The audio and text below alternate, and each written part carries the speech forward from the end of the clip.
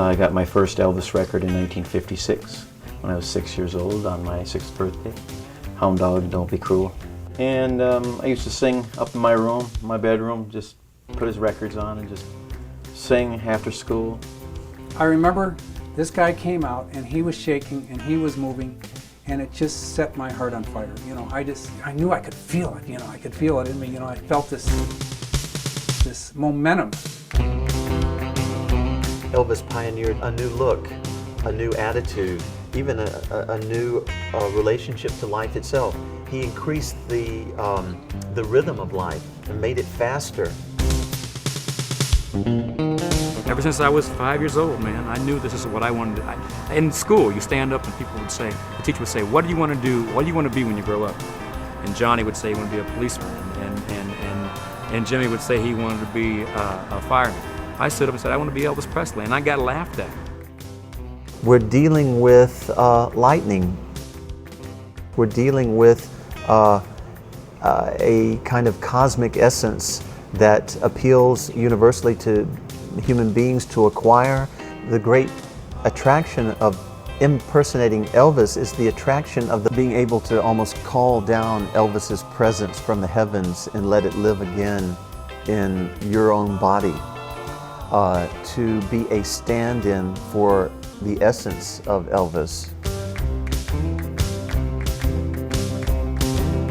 Even when he was alive and touring, there was not enough Elvis to go around. Impersonators were selling out to large crowds across America and earning 6, even 7-figure sums. One early impersonator was widely rumored to be no impersonator at all. Jimmy Ellis, also known as Orion, was an Alabama farm boy whose career took off when producers at Presley's former label, Sun Records, discovered his voice sounded hauntingly Elvis-like. RCA, who had bought out Elvis's contract, sued Sun over the release of Orion's records, claiming they were old Elvis masters. From behind his mysterious mask, Orion toured the world and released 11 albums. His stage name was taken from the Gail Brewer Giorgio novel about a music superstar named Orion, who felt trapped and cursed by his own fame, faked his death, and escaped into the night. Because it was a thinly veiled account of Elvis's life, many confused fact with fiction. To this day, many of his fans believe Orion was actually Elvis in disguise.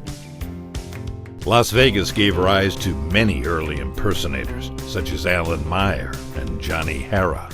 Harra, a dead ringer for Elvis, was born in Kansas City, Missouri, with a severe stutter speech impediment. At one time, Oral Roberts prayed for his healing. The miracle came when he started singing along with an Elvis record at age 11. He got his first gig at 16 and in 1977 landed a $6 million contract at the Silver Bird Casino in Las Vegas. Harra was later cast as the older Elvis in the docudrama This Is Elvis. In other scenes, Elvis was portrayed by the late Dana McKay. McKay was the first Elvis impersonator to perform for Las Vegas Legends in Concert when it opened in 1983. Impersonators have a strange tendency to mimic Elvis's tragic early death. McKay was murdered in Las Vegas under mysterious circumstances on October 2nd, 1993. The Las Vegas Strip in all its glory. Well, Dana had dreams of conquering the Strip with his act as an Elvis impersonator. Investigators have suggested the killing was ordered by the mob. Billboards along the Strip offered a $100,000 reward, but the case remains unsolved. Jimmy Orion Ellis and his ex-wife were shot and killed in his pawn shop on December 15, 1998. Harra constantly battled with his weight in true Presley fashion, but has survived and still occasionally performs. The real King's tragic end came on August 16, 1977, a moment that to any impersonator seems like yesterday. I was in Park City, Utah, just getting out of the swimming pool and walking across the hotel lobby. And I saw the news that says Elvis is dead. Every channel was like saying, no way, Elvis is dead. I grabbed my towel and ran home and told my mom, and because Elvis was a big deal to me and my whole family, and I just kind of wanted to be the first one to tell my mom. And I was 4 years old.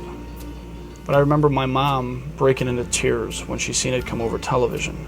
I'm here to tell you, when they said that Elvis had died, you could have heard a pin drop amongst the 5 or 6 of us that were there.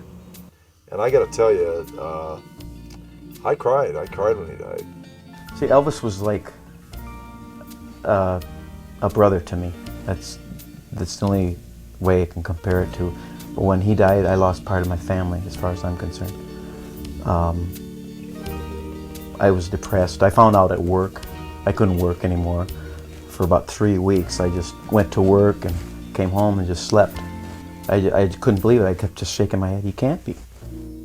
He can't be gone.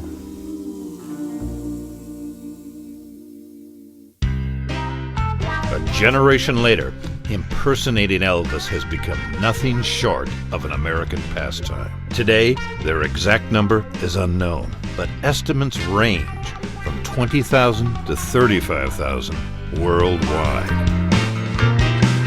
As older veterans retire, young imitators take up the microphone.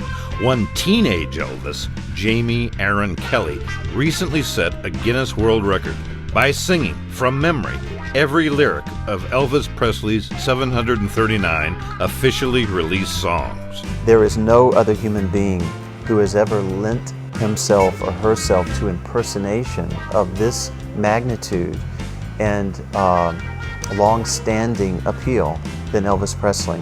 Elvis appeals to all walks of life, all generations, and not only to men, but to women, to all races, all ethnicities, all nationalities.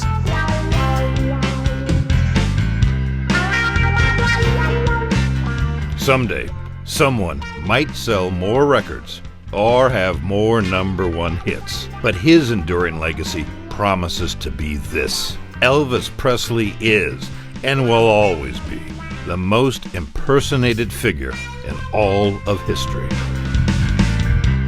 The Elvis impersonator is important for keeping alive an important cultural presence in American history, and that's the cultural presence of Elvis Presley.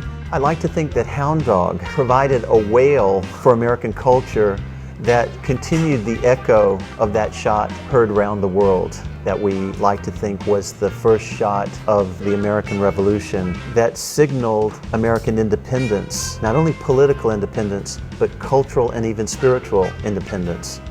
It's figures like Elvis who took up that shot and its echo and put it forth again for a new generation. And Elvis impersonators are like the Minutemen of Elvis.